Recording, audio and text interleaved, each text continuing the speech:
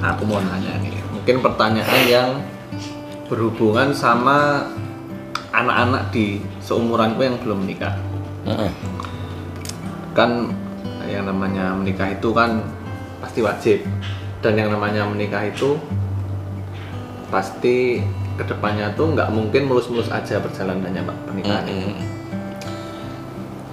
Yang pengen aku tanyain tuh gimana kita yang anak muda ini bisa nemuin jodoh yang setidaknya itu bisa selalu support kita, terus mau belajar syariat agama, terus yang kedepannya tuh bisa bikin keadaan keluarga kita tuh nyaman tuh gimana Pak? Keluarga aku dan pasangan gitu. Iya, kalau memang nikah itu kan sunnah ya. Jelas ya sunnah, jadi hukumnya bisa sunnah, rata-rata hukumnya sunnah. Wajib kalau sudah ada ketentuan tertentu menjadi wajib. Haram ada ketentuan tertentu sehingga diharamkan untuk menikah ada. Ya, jadi diharamkan istilahnya. Nah, di titik ini sunnah aja yang kita bahas ya, yang sunnah. Jadi seseorang itu insya Allah akan menemukan jodohnya itu tidak pada saat dia itu mencari, kemudian dia membaca amalan-amalan tertentu, terus mendapatkan jodoh, itu belum seperti itu. Insya Allah.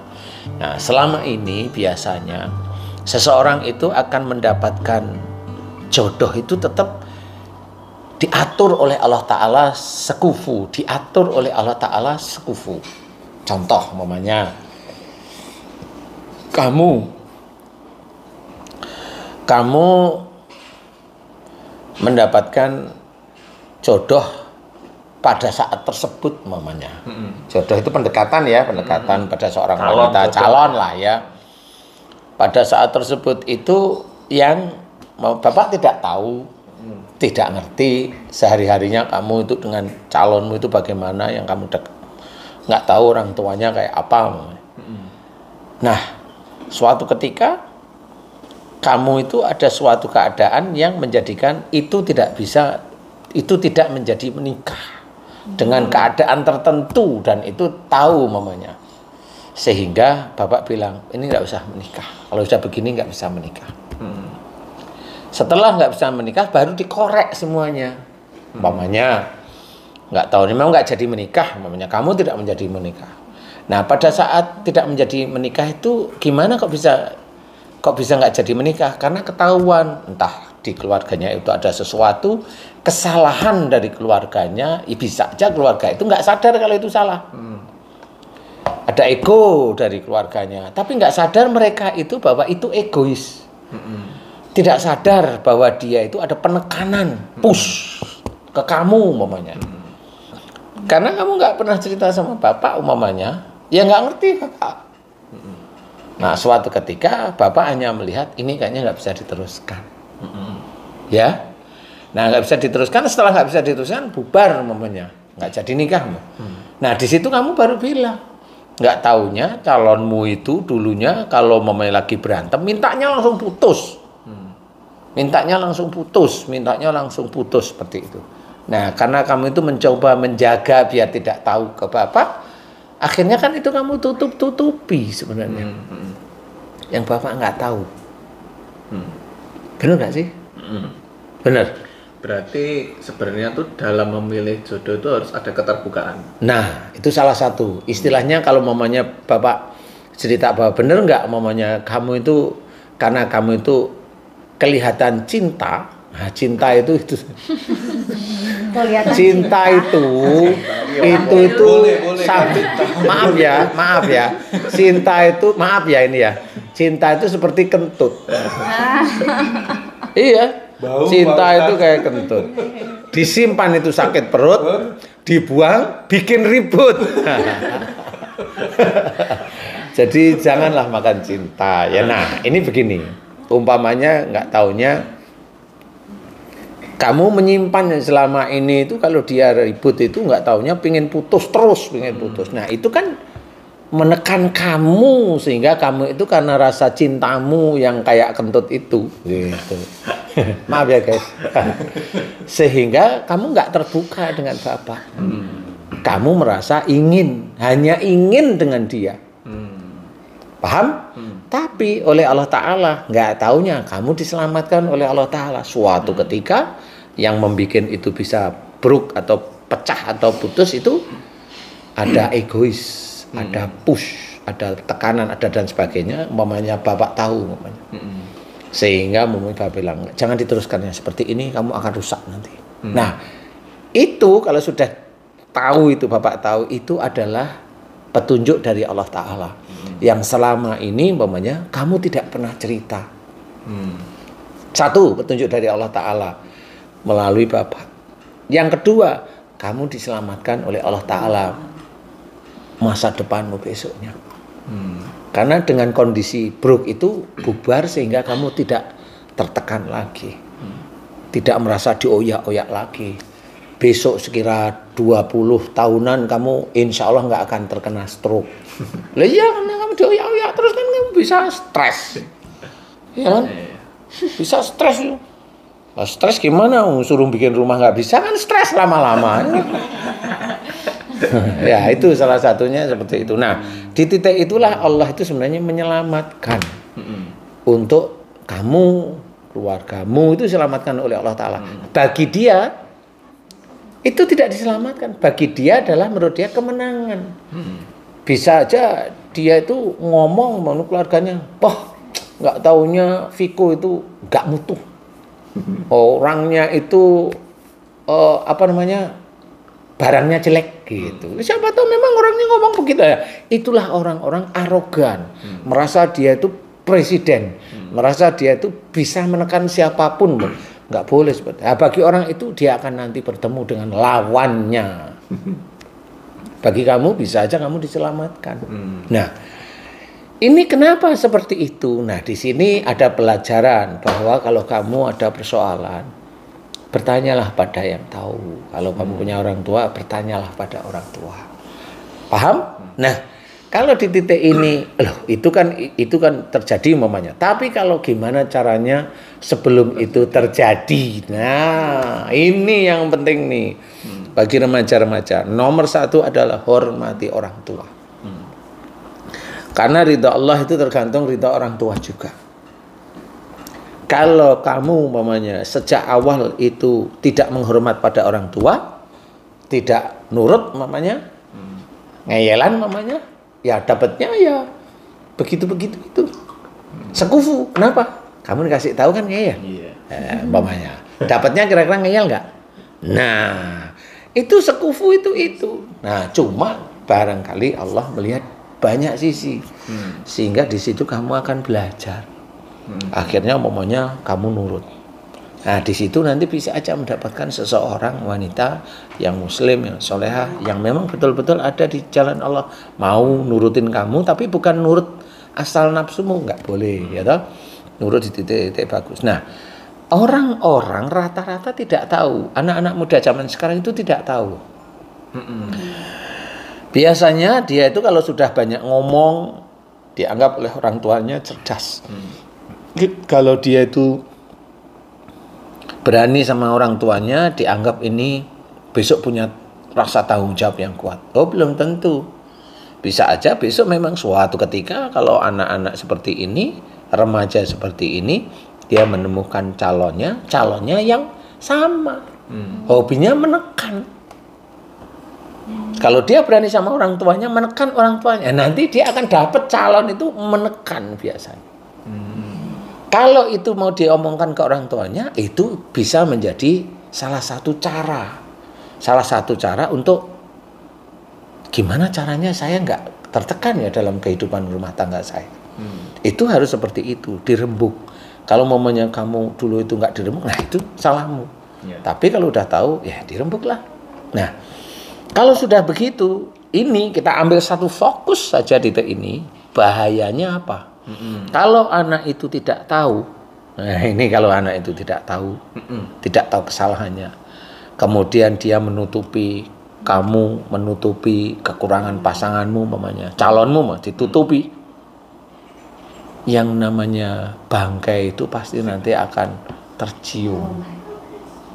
Iya, kalau terciumnya langsung 1 bulan, Lah kalau terciumnya itu 15 tahun sudah punya anak, menekannya lebih kuat. Bubar. Mau apa terusan? Nah, ini kenapa? Karena memang sejak awalnya memang kurang bisa menghormat pada orang tuanya, enggak nurut pada orang tuanya. Nah, maaf Pak, tak potong. Berarti kan sebenarnya di dalam hubungan tuh kalau udah ada gesekan itu kan berarti udah dikasih petunjuk nih sama Allah. Iya. Gimana caranya kita yang muda-muda ini memahami petunjuk Allah gitu loh Pak? Ya itu dari Kan satu. semua orang pasti memang paham. semua itu dari petunjuk Allah Ta'ala, termasuk omongan orang tua itu kan petunjuk Allah. Kenapa dilawan? Hanya gitu aja. Kenapa diayali? Mamanya kamu, habis orang tuaku itu salah. Lah, terus maksudnya, ya saya nggak mau. Saya harus begini sama orang tua saya karena orang tua saya salah. Nah, itu nggak boleh seperti itu. Masuk ego bukan itu? Itu merasa dirinya benar. Kan merasa dia seperti Tuhan. Menyalahkan orang tua Tuhan. Karena kalau kita sebagai anak, tidak boleh menyalahkan orang tua. Ngikutin kalau orang tua salah, itu urusan orang tua dengan Allah. Nah, itu harus paham. Bukan kita yang ngambil keputusan. Bukan yang kita menghakimi. Memberikan, Bukan menghakimi. Enggak boleh. Nah, disinilah yang harus diketahui bahwa orang tua memang punya hak khusus di hadapan Allah Ta'ala. Makanya kalau orang tua ngomong, ya ikutin aja, itu baik kok.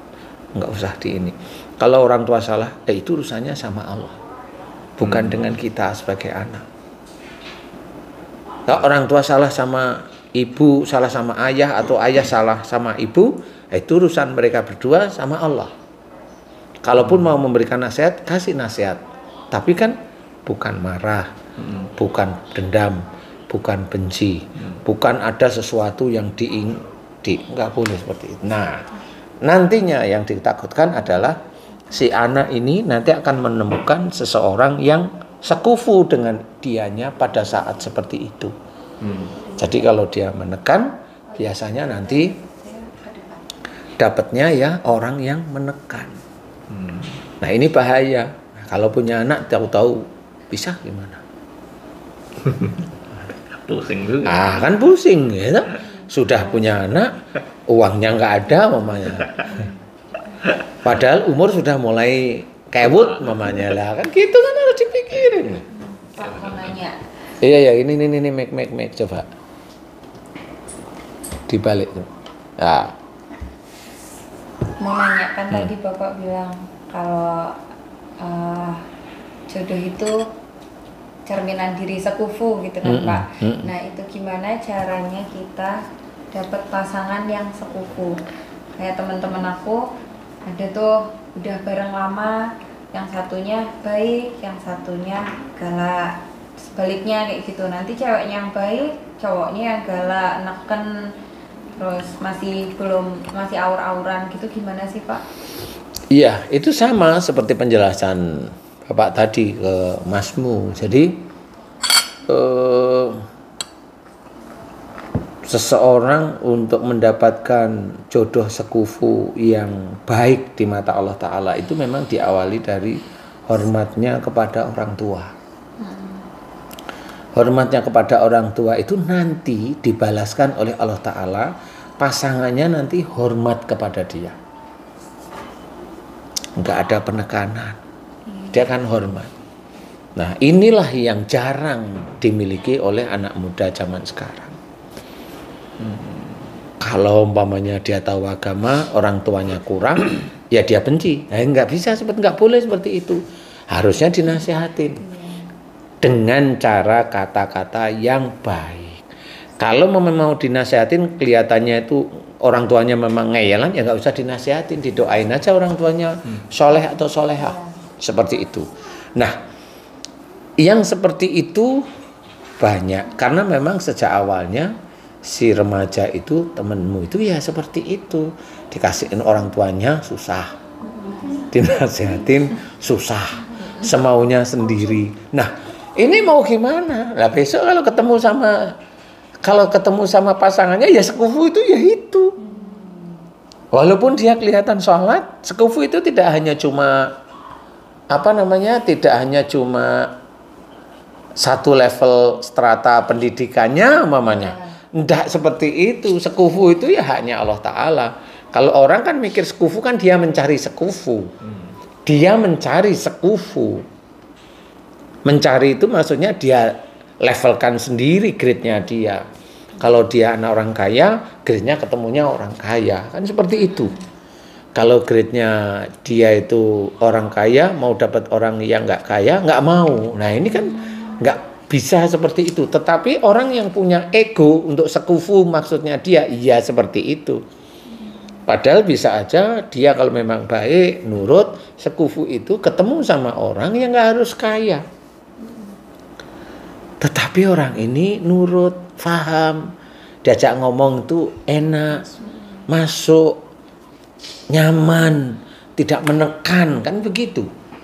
Tidak menekan. Nah, di titik itulah sebenarnya sekufu dari Allah Ta'ala. Jadi bukan persoalan sekufu itu harus grade hartanya sekian, anaknya orang terpandang. Enggak seperti itu. Nah, ini juga harus hati-hati karena siapapun kalau sudah mengetahui kayak masmu umpamanya, masalah-masalah yang dulu-dulu itu ya harus menjadi pelajaran sehingga jangan sampai itu terulang, kan jangan sampai itu terulang. Karena nggak enak, menikah itu kalau bisa ya sekali, kalau bisa kan seperti itu. Dan itu harus dijaga. Bapak sama ibu umpamanya. Itu yang nggak terus karena ibu nggak bekerja, terus bapak menekan ibu. Ya nggak boleh seperti itu. Karena tanggung jawab laki-laki. Karena ngasih nafkah itu tanggung jawab laki-laki. Walaupun bapak yang bekerja umpamanya, ibu itu umpamanya ya ngelola rumah tangga, ya nggak boleh neken, nggak boleh dimarah-marahin. Istilahnya anak itu ada yang nakal, ya nggak boleh di ini, ya paling dilihat, ya udah kamu selesaikan lewat ini. Nah, itu cara-cara yang Islami sebenarnya. Wasyawirhum fil amri, bermusyawarahlah kamu dalam segala urusan dunia. Musyawarah, tidak ada egois, tidak ada arogansi, tidak ada tekanan di situ. Ada paksaan ya. Tidak ada paksaan, tidak ada di situ. Nah, di sini harus ada pelajaran sebenarnya. Jadi walaupun umpamanya bapak yang memberikan rezeki pada ibu, tidak boleh seperti itu. Tidak boleh, benar. Dan itu nilai di hadapan Allah itu jelas. Jelas seperti itu. Tidak boleh. Kemudian ya bermain-main yang aneh-aneh, ya nggak usah. Dilihat mamanya ibu itu ya baik, ngelola rumah, ini itu nggak aneh-aneh. Ya itu harus hormat, itu seperti itu. Harus menghormati. Nggak boleh terus kan, nggak boleh kamu begini. Kamu nggak mau, nggak bisa seperti itu. Nggak boleh kamu mau, tidak seprinsip, nggak bisa kamu. Ya kan nggak seperti itu. Kan ada hal-hal tertentu yang memang prinsip itu yang mana? Pribadi itu yang mana? Umpamanya bapak punya HP, oh ini pribadiku, ibu nggak boleh lihat. Itu pribadi namanya. Itu kan gayanya orang bule aja. Tapi kan kalau kata orang-orang itu kan nikah itu mempertemukan dua pemikiran kan Pak. Nah itu gimana itu Pak? Iya nggak apa-apa. Kan berarti ada dua prinsip. Ya iya dua prinsip. Ya, itu mau masuk ke jalur Islam nggak? Nah kalau secara Islamnya gimana? Ya kalau secara Islam ya memang dua yang beda ini disatukan. Bukan saling berseberangan gitu ya? Nggak bisa. Tekanan itu nggak boleh. Karena nggak bisa satu jalur nanti. Kalau nggak bisa satu jalur lepas. Karena pasti harus ada yang ngalah kalau bertentangan tuh ya. Nah, yang ngalah itu yang besok akan jadi penyakit di masa besoknya. Jadi nggak nyaman gitu ya. Bukan nggak nyaman, penyakit. Ya kalau umpamanya lagi sakit terus ditinggal pergi gimana? Mau kemana itu San? Paling ke orang tuanya, betul nggak? Kalau ke orang tuanya bilang, lah ngapain dulu kamu nggak nurut? Gimana tuh San? Kan merasa disalahkan lagi. Lah kenapa nggak sejak awal nurut? Kan gitu. Kalau bapak begitu sejak awal, jangan itu umumnya. Kalau udah nggak sejalan udah. Gitu. Udah, karena itu bahayanya itu besok. Karena iya. Kalau diterabas terus pasti ada Resiko. resiko. Kan itu kan bisa dihitung. Secara manusiawi itu bisa dihitung. Umpamanya Viko, umpamanya ini yang paling gampang. Kamu mau besok itu kan di lain waktu kan saya sambil pelan-pelan kan ngajak dia menjadi Jadi baik Pak. Solehah. Boleh, kamu mikir begitu boleh. Bapak nggak apa-apa. Kalau Bapak minta satu pernyataan lagi, kalau pelan-pelan atau cepat dia rusak gimana? Kan sama.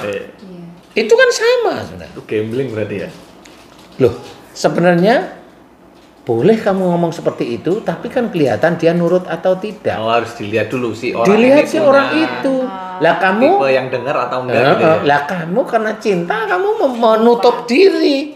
Sehingga kalau ini kan nanti lama-lama kan bisa, itu kan kamu nutup diri namanya. Egonya dia dulu kan memang pengen mencari pasti cewek ini bisa berubah gitu kan. Iya. Ya itu kan nggak bisa. Ego. Itu kan ada ego namanya. Berarti setidaknya harus nyari pasangan yang bisa diajak diskusi gitu. Ya, tetapi kan tetap itu harus diomongkan semua. Jadi bukan berarti kalau mamanya kayak Anin mamanya lagi punya pandangan mamanya. Terus nggak bisa tuh pandangan tuh diem aja diem. Emang selesai didiemin. Intinya mau kemana? Mau sampai ke nikah. Emang selesai sampai nikah? Kan enggak. Emang nikah kan punya anak insya Allah kalau Allah ngizinin. Punya rezeki enggak? Halal enggak? Toyib enggak? Berkah enggak? Kan harus dilihat seperti itu. Panjang berarti. Kan ya? panjang. Seperti itu. Nah di titik itu kan enggak cuma nikah. Enggak taunya mamanya tertekan enggak dari situ. Atau dia lebih monopoli mamanya. Lo kan enggak bisa seperti itu. Kalau udah mau monopoli habis nanti. Bisa aja Anin buat mainan. Bisa aja. Loh, laki-laki itu rata-rata yang selingkuh itu ya rata-rata seperti itu. Karena apa? Dia mainin pasangannya. Ini nurut nih sama saya nih. Ngapain kamu telepon? Enggak telepon akhirnya. Kan akhirnya dia punya waktu kosong banyak. Atau dia telepon yang lain. Dia tak ajari kamu kalau memang mau rusak. Ngapain telepon? Kerja nih. Iya kerja ngapain dia? Gitu. Nah itu banyak seperti itu. Akhirnya mamanya kayak kamu atau Anin atau Tita itu nurut. Nah itu dimainin sama pasangan. Apalagi pasangan itu uangnya yang banyak. Habis. Iya sih benar. Kamu nurut gitu aja. Habis. Kecuali pasanganmu solehah, kan beda. Nggak mandang serata. Nggak mandang serata, dia lihat kamu baik dan ini dia hormat, kan beda kalau begitu. Nah itu karena apa? Nggak bisa itu memilih itu gampang seperti itu. Susah, ya? Itu Allah itu yang Allah yang apa namanya? Yang memilihkan itu Allah, bukan kita milih kita sepupu. Seperti itu. Berarti kita juga nggak cuma harus berusaha nyari pasangan yang Tetap berusaha. tapi kitanya juga harus berusaha berubah berarti. Iya, tetap harus berubah karena tidak ada mungkin. Jadi satu begini ya, satu ayat ini banyak hal yang bisa dipakai. Wa ma sabakum min musibatin fa bima kasabat aydikum. Apa saja musibah yang kau terima itu disebabkan dari buah tanganmu sendiri. Oke, pernikahan, seseorang nikah bubar. Ya? Itu kan dilihat itu dari buah tanganmu sendiri, diurut sebenarnya. Nggak taunya memang dia sejak dulu dengan orang tuanya bantah. Dia dapat pasangan ngajak bubar, normal. Kalau mamanya dia dulu diajak ngomong sama orang tua bantah, terus nggak mau pulang, mamanya terus akhirnya mabuk-mabukan, akhirnya orang tuanya yang ngalah gitu. Oh ya bubar itu besok. Nah ini yang anak muda itu nggak paham. Orang yang sudah nikah bisa pun nggak paham. Dan rata-rata yang bapak amati itu seperti itu. Dengan orang tua itu bentrok. Gitu. Pasti. Ya kalau pasti itu milik Allah ya. Tapi yang bapak amati dan teliti itu seperti itu. Rata-rata insya Allah hampir ya 90% lebih benar lah. Insya Allah seperti itu. Makanya kalau mamanya kayak mamanya ini pura-pura ini. Oh, umpamanya ada si Fulan punya istri nih. Istrinya namanya Fulin. Chinese berarti. Hah? Chinese, Fulin. Jadi si Fulan ini dulu pacaran sama si Fulin. Fulan laki-laki, Fulinnya perempuan ya. Dekat lah ya berarti. Deket. Pada saat pacaran ini dia punya si laki-lakinya ini kalau marahan itu dia ngambeknya itu ingin diperhatikan. Ngambeknya itu ingin diperhatikan pacarnya. Tapi caper gitu. Ngambek tapi caper. Nah, itu ya.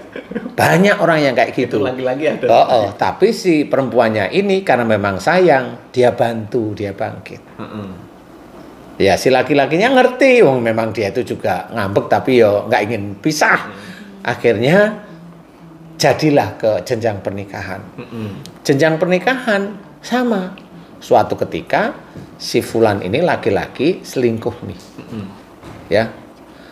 Tapi karena memang dia punya tipikal, dia itu kalau umpamanya salah itu dia ingin diperhatikan juga dengan itunya. Nah, suatu ketika dia selingkuh, ketahuan. Nah, karena sebenarnya dia itu sayang sama ini, ya dia tetap nggak mau pisah dengan istrinya. Dia tetap milih istrinya daripada milih itu.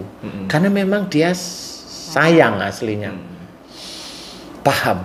Nah, di sini itu bisa ini rukun, kemudian istrinya bisa paham, bisa rukun kembali. Karena tidak ada penekanan sebenarnya di titik ini. Sejak awal nggak ada penekanan. Adanya rasa sayang. Cuma si laki-lakinya ini memang agak ngawur dulunya. Paham ya? Suatu ketika punya anak, punya ini, ya dia memang sayang. Jadi ya walaupun nanti dimarahin sama istrinya, ya dia nurut karena memang dia sayang. Dia salah, dia ngakuin, tapi karena sayang. Nah, tapi ada ini si Ahmad sama Ihmid. Nah, itu namanya. Ini si laki-laki Ahmad sama ini Ihmid nih. Ini simulasi. Nih, Bapak amati dari banyak keluarga ini. Ini Ahmadnya menekan terus pada Ihmid pada saat dia itu ta'aruf. Nekan terus. Akhirnya ini kan ketakutan.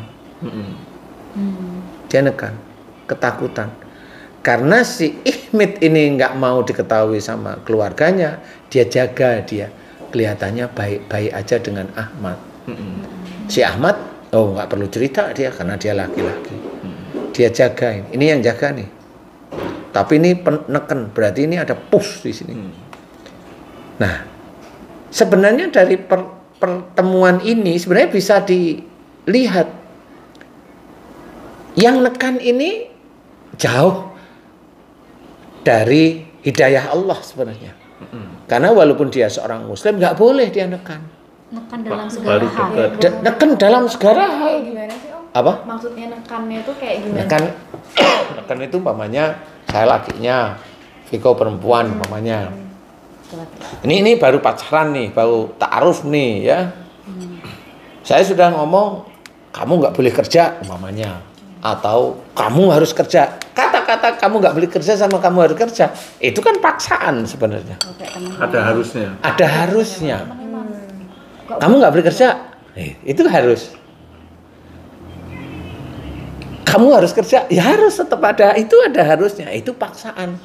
Nggak bisa dikatakan, oh yang harus kerja itu baik, yang tidak kerja itu baik. Enggak, semuanya ini salah. Dalam syariat salah. Yang benar itu ya tetap serahin aja sama Allah Ta'ala. Persoalan nanti mau kemana itu serahin sama Allah Ta'ala. Kalau memang itu nanti jadi suami istri, kelihatan umpamanya ya kalau ini dipotong dulu ya. Umpamanya ini menikah, kalau suami istri kemudian si istri melihat suaminya itu kekurangan rezeki, ya income.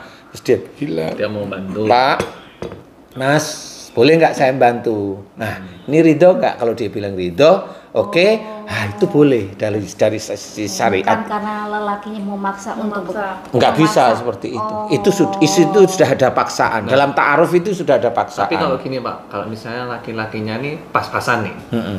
tapi nyuruh istrinya kerja, karena dia pas-pasan biar, maksudnya biar kalau bahasanya sekarang apa ya? Biar bisa mencapai cita-cita bareng, gitu. Ngumpulin uang bareng, itu gimana Pak? Oke. Bareng-bareng. Tadi kalau Bapak bilang dia nggak boleh kerja, kamu nggak boleh kerja, atau kamu harus kerja, tetap dua-duanya itu nggak baik. Kenapa? Kenapa? Dia sebenarnya sudah memaksakan kehendaknya. Karena tidak kepengennya dia, Kepingin dia itu memaksakan itu si pasangannya. secara psikologis dia sudah memaksa. Satu titik. Ini ta'aruf ini sudah memaksa. Nanti dia akan memaksa lagi. Umpamanya, Pasti ada paksaan lagi. iya, umpamanya Bapak ini yang lakinya, kamu yang perempuan. Bapak itu kerja di Kalimantan umpamanya, ya. Karena kan sering kesini pulang, tapi kerja nggak bisa di. Terus Pak bilang sama kamu umpamanya, bawa kamu ke Kalimantan. Ya, masa aku terus sih? Masa laki-laki terus gitu. Bapak ngomong begitu, ibaratnya laki ngomong begitu sama temen ta'arufnya, itu sudah nggak etis. Oh ini masih dekat. Masih deket, ini kan beda Belum lagi ini. nikah. Belum suami istri. Masih ta'aruf. Ya, ini masih ta'aruf. Dia ngomong seperti itu. Ini sebenarnya dia itu ingin sekali diperhatikan. Tapi tidak di dalam syariat. Kenapa? Laki-laki muslim yang taat, dia harusnya hormati Wanita. teman ta'arufnya itu yang wanita. Dia wanita muslim, saya harus menghormati. Nggak boleh wanita muslim itu mendatangi laki-laki muslim tetepan. Nah itu harus paham. Kalau dia tidak paham, ya itulah. Karena kodratnya dalam Islam itu gitu ya. Emang kodratnya seperti Wanita itu. itu Wanita itu yang harus memang harus didatangi. dimuliakan, gitu. Dimuliakan lah istilahnya. Nah kalau dia sudah begitu, menyuruh lagi. Nah tinggal si wanita muslimnya tadi bagaimana? Mau nggak? Nah dia? kalau sebenarnya si wanitanya nggak masalah dengan kayak gitu, Bukan tidak masalah. Itu memang tidak Dan masalah hidayah perginya. Memang setelah pergi nggak ada masalah. Sampai menikah nggak ada masalah. besoknya. Besok setelah punya anak masalah gimana? Karena apa? Dia memaksa.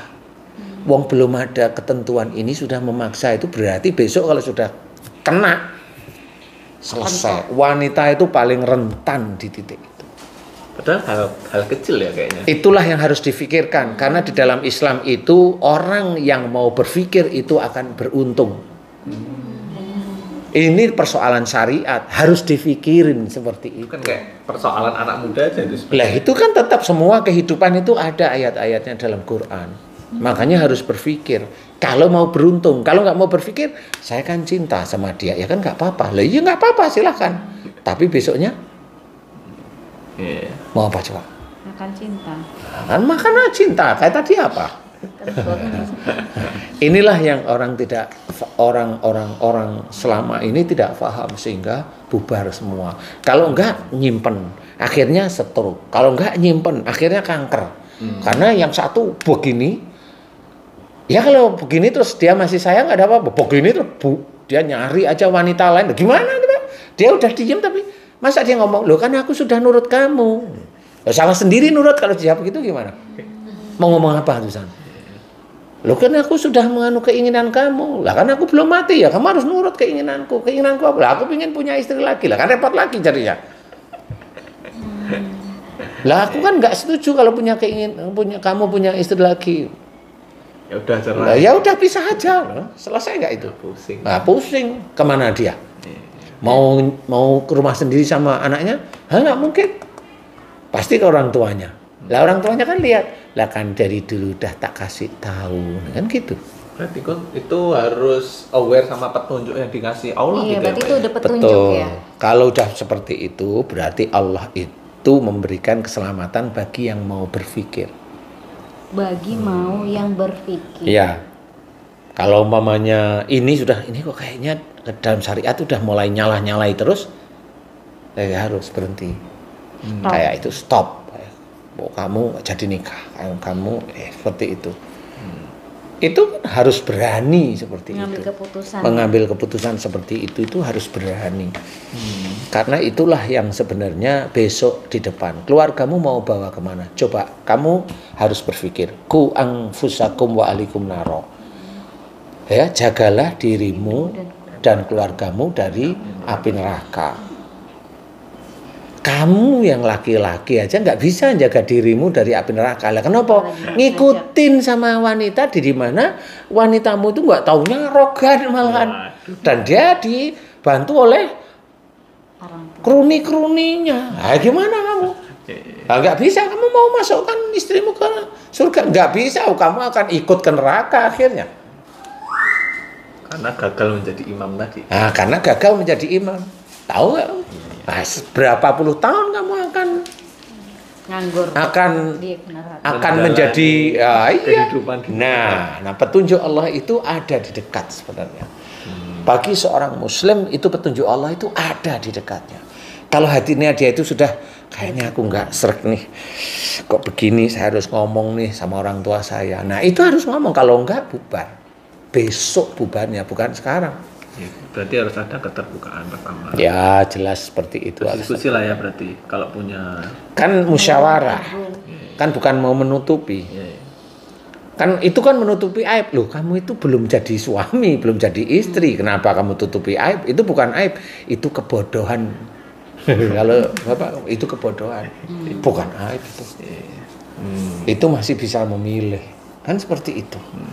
Nah, terjawab sama Tita tadi. Karena dia dulu kan dikasih tahu orang tuanya ngeyel, mau gimana? Mau bilang apa? Karena nggak ngerti. berarti sebenarnya yang pertama itu jadi anak yang nurut sama orang tua. Nurut itu kan bukan berarti terus diam aja. Hormat, Hormat. Dia melakukan aktivitas sehari-hari, tapi tetap menghormati orang tuanya, mendengarkan nasihat orang tuanya. Kan nggak semaunya sendiri kan. Berarti seperti apa itu. yang anak dapat di kemudian hari itu ada hubungannya sama apa yang kita lakukan dulunya ke orang Iya, tua. iya. Rezeki. Iya. Rezeki itu maksudnya bisa kesehatan, bisa Bisa harta, bisa ya. jodoh. Bisa jodoh yang Itu baik. hubungannya semua ke orang Iya, tua. orang kebanyakan dari orang tua. Karena kan ridho Allah. oh iya. Jadi ridho Allah itu dari orang tua. Wow. Jadi mau sebaik apapun, misal aku nih, sebaik apapun aku di lingkunganku, tapi aku kalau sama orang tua nggak deket, Habis. cuek, Habis. nggak hormat, Habis. percuma. Percuma. Kalau kamu mau ibaratnya kerjaan itu menjadi lancar, bantulah orang tua. Nah, sama membantu orang tua itu kan itu bisa menjadi amal solehmu sebenarnya. Membantu orang tua itu amal solehmu sebenarnya. Walaupun misalkan aku lahir misalnya di keluarga yang misal orang tuanya tuh jauh dari agama, misal aku tetap harus membantu orang Tetap tua. membantu. Tidak dalam kemusyrikan. Iya, Nah, kan gitu, membantu tidak dalam kemusyrikan. Kan sama seperti ayahnya Nabi Ibrahim. iya. Kan membantu aja sebagai anak, Membantu, sebagai hormat tetap harus iya ya. tetap, tapi bikin patung kan enggak juga. Iya, Kan iya. gitu, intinya itu ada mana ini yang kalau membantu sehari-hari boleh, mau jualan kayak mau ini kayak mau ini, yang penting kan nurut, ada ini membantu ada. Jadi sesalah apapun orang tua di mata Allah, ya kita nggak ada urusan sebenarnya. Enggak, mengasih nasihat boleh, tapi dengan kata-kata yang baik. Ya tugasnya anak harus hormat sama orang tua tadi. Iya. Nah, itu bakal berhubungan sama rezeki kita. Insya Allah akan berhubungan dengan rezeki, insya Allah. Karena nanti ada tahapan seorang muslim yang taat kepada Allah, seorang laki-laki muslim yang taat pada Allah Ta'ala, ujiannya juga cukup berat. Bukan semaunya sendiri, tapi dia kalau sudah belum kelihatan taat, sudah menguji orang lain, bukan dia diuji, ya repot. Menguji itu namanya neken orang lain, nah itu kan menguji orang lain. Iya. Nah, itu nggak bisa. Yang dia uji nggak taunya calonnya dia sendiri ya sampai besok tetap ya ngomong, iya nggak bisa kayak begitu. Berat, berarti tugasnya berat ini. Iya. Jadi istilahnya seperti itu. Ini yang Bapak ketahui seperti itu. Nggak tahu kalau Om Tung kan nggak tahu. Ya. Gimana tuh? Sami'na wa ata'na. Kamu mau tanya apa lagi? Apa nih?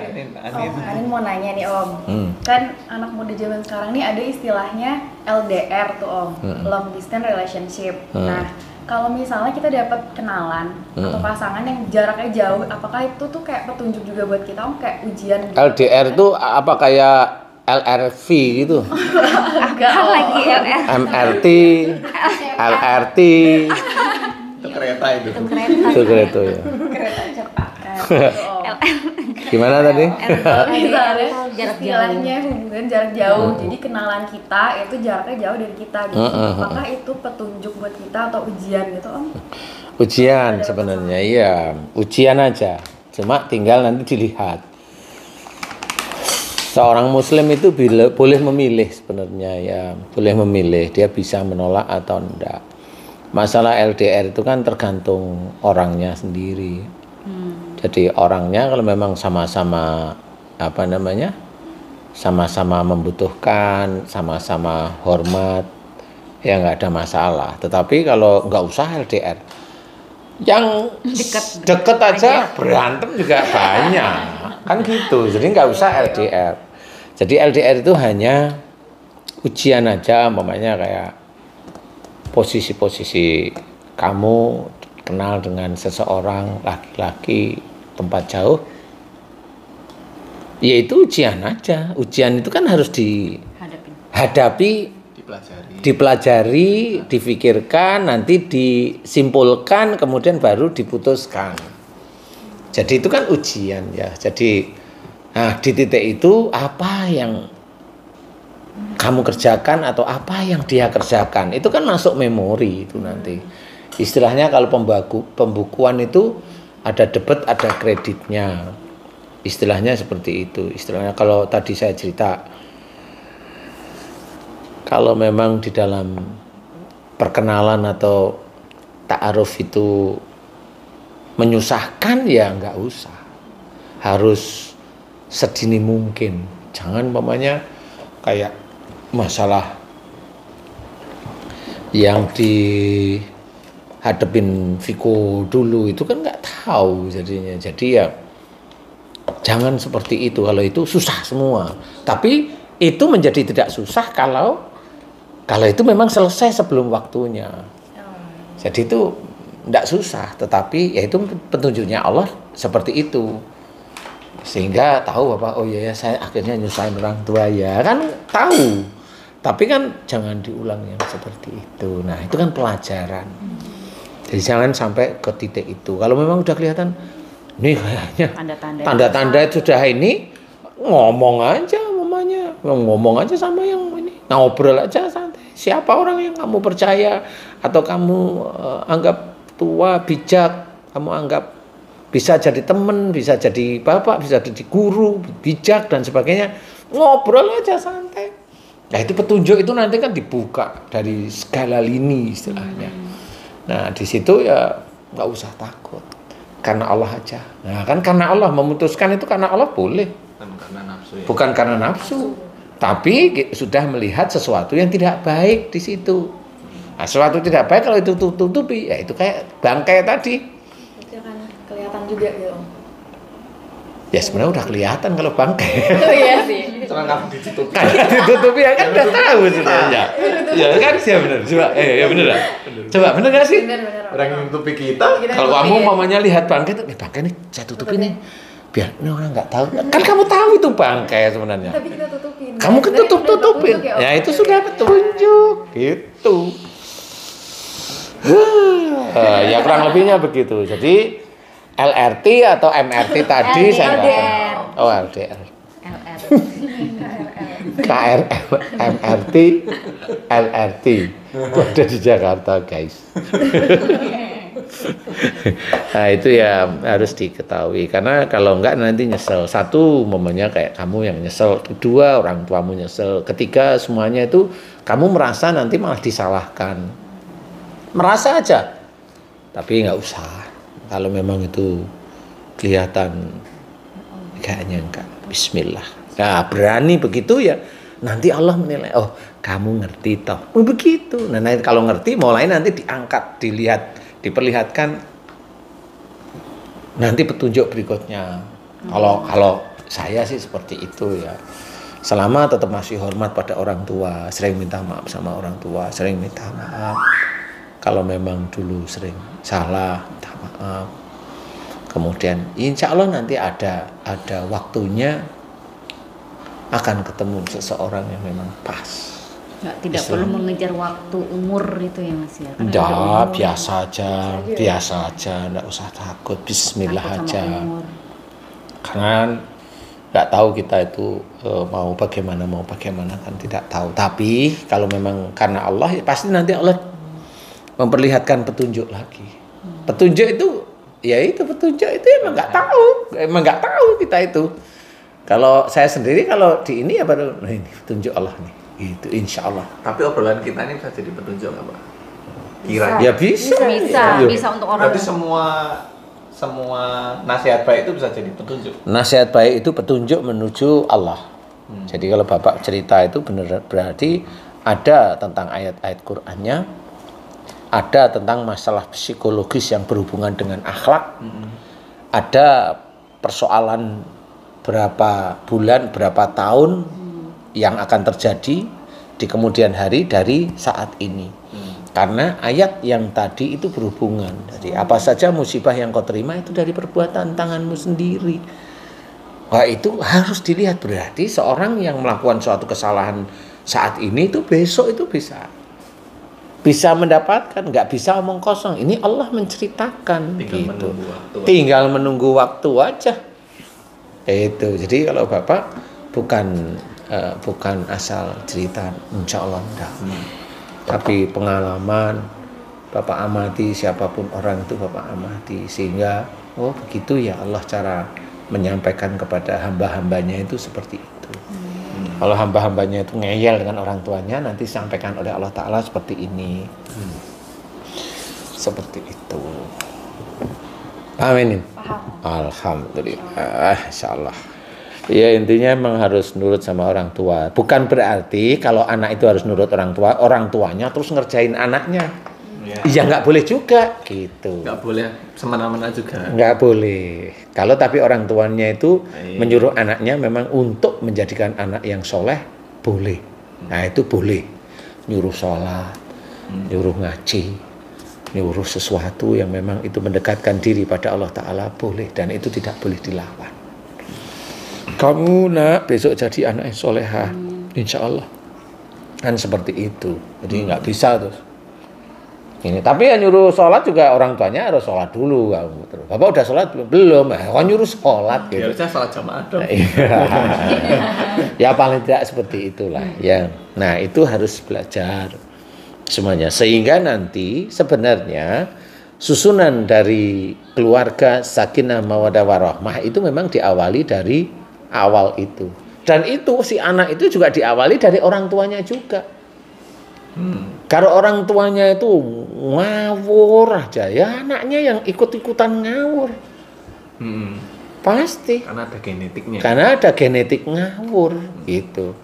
Nah ini cara memutus genetik ngawur itu gimana? Doakan orang tua. Harus dimohonkan. Dimohonkan ampunan saat orang tuanya masih hidup. Kalau orang tuanya musyrikin mamanya, atau ya begitulah. Orang-orang yang belum mendapatkan hidayah Allah itu didoakan. Tapi kalau memang dia sudah meninggal dan dia meninggalnya dalam kondisi yang non muslim, ya nggak boleh didoain lagi. Gitu. Ya toh, itu boleh istilahnya. Saya ada sedikit pertanyaan Pak Ustadz mengenai menghormati orang tua. Orang tua ini apakah orang tua orang yang melahirkan kita, atau orang tua guru kita, atau orang tua yang kita temui di jalan? Nah itu kalau kita tidak menghormati beliau-beliau itu, apakah itu akan berpengaruh juga terhadap kelangsungan daripada kehidupan kita gitu Pak Ustaz? Orang tua itu bisa dianggap orang tua memang dari sisi darah daging. Yang pertama itu, yang kedua itu mertua, itu juga orang tua kita. Kemudian kalau masih muda, orang yang membiayai kita sehari-hari. Itu berarti bukan tua secara usia, tapi tua yang kita anggap tua gitu, yang kita tuakan seperti itu, Pak. Ya, karena dia sudah memberikan rezekinya untuk kita. Jadi kita udah makan rezekinya itu dari Allah melalui tangan orang tua yang mau memberikan rezekinya kepada kita dan kita gunakan, itu tetap orang tua. Walaupun dari sisi agama itu bukan orang tua, tapi itu tetap orang tua, orang yang harus kita hormati. Karena orang itu menghidupi kita. Bukan berarti lo kan menghidupi kita Allah, iya kan lewat orang tua tersebut. Iya, tapi ya jangan, nah itu kan arogan. Nggak taunya memang anaknya dihidupi, memang arogan dia. Nah, saya tetap Allah. Lah, nah ini orang berarti dia lupa terhadap masa lalunya, bahwa dia dihidupi. Nah, tetap orang itu walaupun dia jawabannya benar, secara teori benar. Tapi tidak boleh itu menyakiti orang yang secara akhlak tidak boleh, karena menyakiti hati yang menghidupi sebenarnya. Walaupun hati yang menghidupi ya sebenarnya karena Allah atau karena kasihan, ya itu kan haknya dia, ini dianggap itu. Tapi Allah tetap beda cara menilainya. Seperti itu.